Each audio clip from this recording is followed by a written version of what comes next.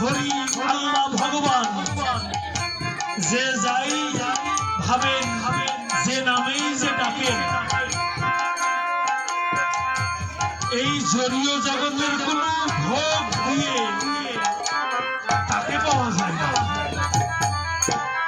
তাই বৈষ্ণব কবি বলেন, যদি ভোগ দিলে ভগবান মিলত, আল্লাহ মিলত সিন্নিতে,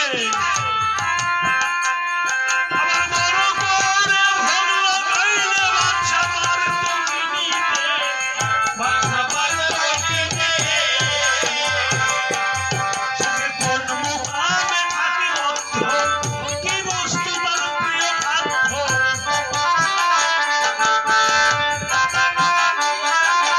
কোন মুকামে থাকি বদ্ধ, কি বস্তু তার প্রিয় খাদ্য।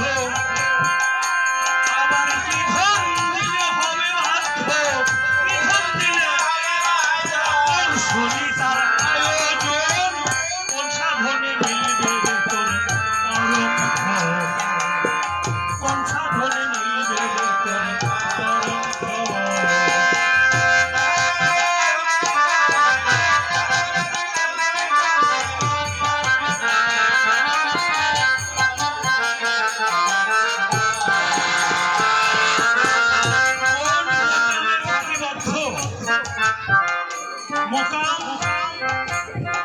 আমাদের যেমন চাউলের মোকাম আছে, ফলের মোকাম আছে, ডাউলের মোকাম আছে, তাই না? বিভিন্ন যে যা ব্যবসাদার তার মোকাম আছে। এই বৈষ্ণব কবি কি সেই মোকামের কথা বলছে? তাহলে কোন মোকাম? এই দেহের মধ্যে 18টি মোকাম আছে, তাই না? কি আমি বেশি বলবো না, ওগুলো বলা যায় না। সূরা মধ্যে সূরাবলী ব্রহ্মা বাসে স্থিতি পাঠমধ্যে মহাবিষ্ণু করেন বসতি, সক্ষমধ্যে কালাসাদ করিতেছে ধ্যান, নাসিকাতে নিত্যানন্দ মধু করেন পান। আমি বেশ কয়েকটা বলে ফেলছি, এগুলো সব মানব দেহের এক একটি মোকাম। এখান থেকে শুরু হয়েছে কান, চোখ, নাক, মুখ ইত্যাদি ইত্যাদি বিভিন্ন কিছু আছে। তাহলে কোন মোকামে সেই বস্তু বদ্ধ করে আছে বা বাধা করে আছে, গুরু ছাড়া জানা যায় না। তাহলে হিন্দুই বলেন, মুসলিম বলেন, আর খ্রিস্টান বলেন, বৌদ্ধ বলেন, যাই বলেন, গুরু না ধরলে আল্লাহর সন্ধান পাওয়া যাবে না।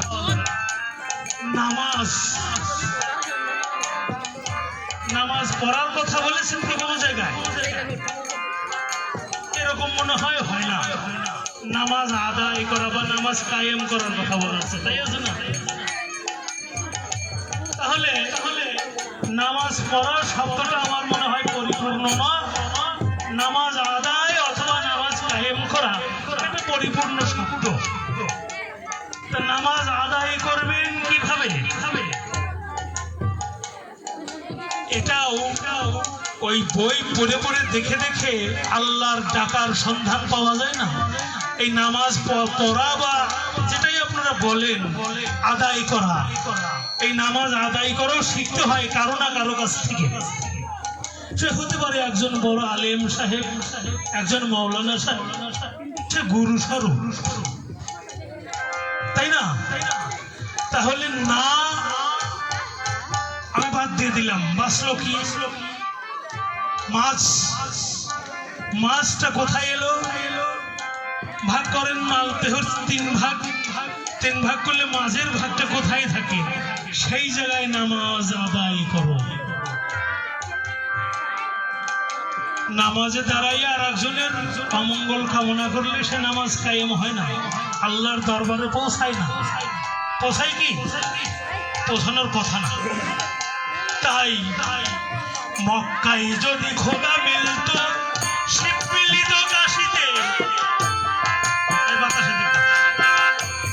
আবার বৃন্দাবনে কৃষ্ণ মিললে কেউ চাইত না আসিতে।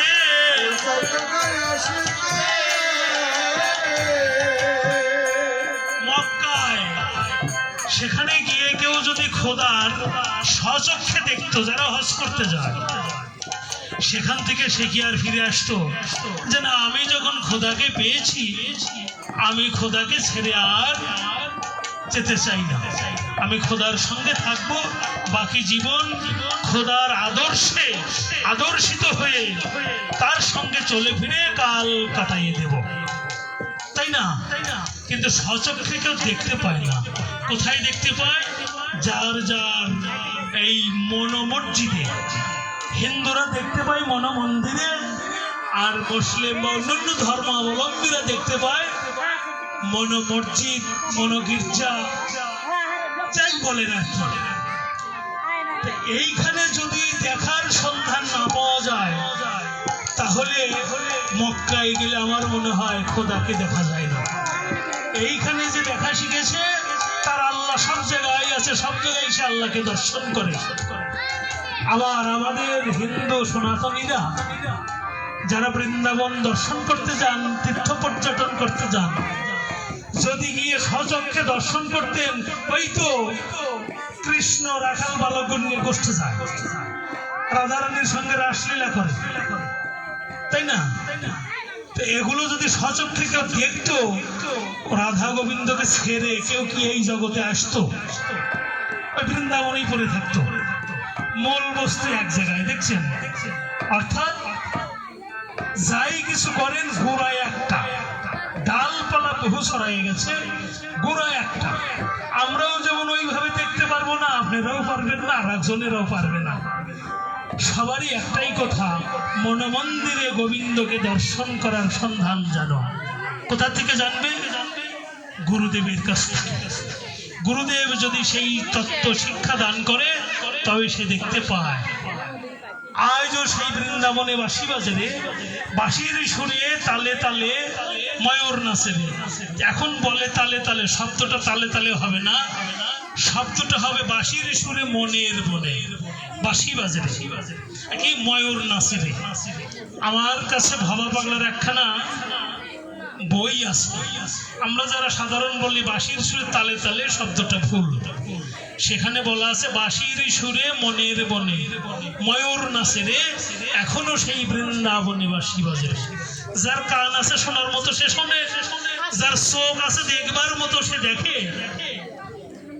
যদি সবাই দেখতে পেত, বৃন্দাবনের থেকে সবাই ফিরে আসতো না, ওখানেই থাকতো।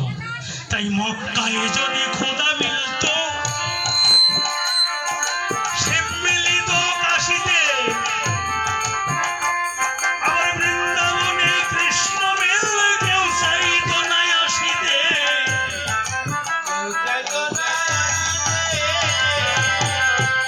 সে যে জাহিরে বাতনে মৌলা, ভক্ত নিয়ে করছে খেলা। জাহিরে বাতনে অর্থাৎ প্রকাশ্যে আর গোপনে, দুই ভাবেই খেলা করছে। কেউ দেখছে, কেউ দেখছে না। ওই যে কথা একটাই, যার নয়ন আছে সে দেখছে, যার নয়ন নাই সে দেখবে কি করে, তাই না? সে তো অন্ধ। এই চোখ শুধু এই জড়ীয় জগতের সবকিছু দেখবার জন্য, ভগবানের দেখবার জন্য সে অন্ধ। তাই জাহিরে বাতনে মৌলা, ভক্ত নিয়ে করছে খেলা। জাহিরে আর কে বোঝে তার নিত্য লীলা, কে বোঝে তার নিত্য লীলা। কয়জন পাই তার দর্শন, কোন সাধনে মিলবে রে তোর পরম ধন, কোন সাধনে মিলবে রে তোর পরম ধন।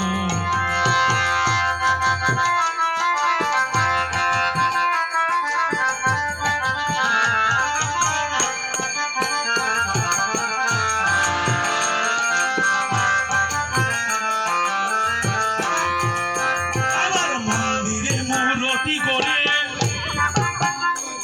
সবাই ধ্যান করি মনে মনে। আবার আসমানেতে হাত তুলে সেজদা করি জমিনে, সেজদা করি জমিনে। কোথায়? আসমানেতে হাত তুলে, তাই না? মন্দিরে মূরতি করে ধ্যান করি মনে মনে। মন্দিরে দেখেন দেবতা আছে, কিন্তু মন্ত্রটা জপ করি মনে মনে, জোরে না। আবার আসমানেতে হাত তুলিয়ে নামাজ শেষে মোনাজাত ধরেন না, ধরেন, কিন্তু শেষ ডাটা যা পরে মাটিতে, তাই না? তবে বৈষ্ণব কবি বললেন আমরাও তাই করি, আমরাও মনে মনে জপ করি, মন্দিরে মূর্তি গড়ায় রাখি, একই বিষয়, আলাদা কিছুই নয়। ভজনটা এইরকমই। আচ্ছা, যখন মোনাজাত ধরে হাতে আল্লাহর কাছে কিছু চায়, তাই না? আচ্ছা, যা চায়, যারা চায় সবাই কি পায়? সবাই পায় না, কারণ আল্লাহকে ডাকার মতো না ডাকলে আল্লাহ সবাইকে সবকিছু দেয় না।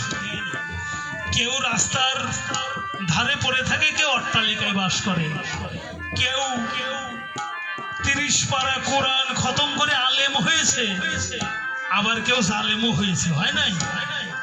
আবার কেউ বিশ্বাসই করে না, তারা হলো নাস্তিকের দলে, তাই না? তাই মন্দিরে মূর্তি গড়ে ধ্যান করি মনে মনে, আবার আসমানেতে হাত তুলিয়া সেজদা করি জমিনে, সেজদা করি জমিনে। তুমি দেখো নাই যাহার মূর্তি, তার সঙ্গে কি হয় প্রীতি।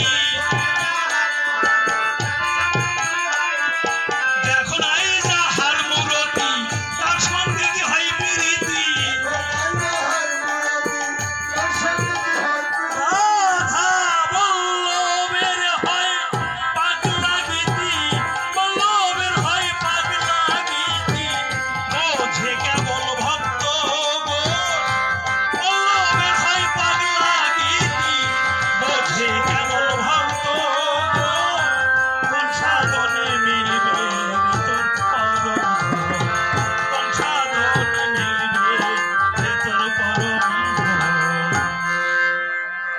অপরাধ ক্ষমা করবেন ও ভাই।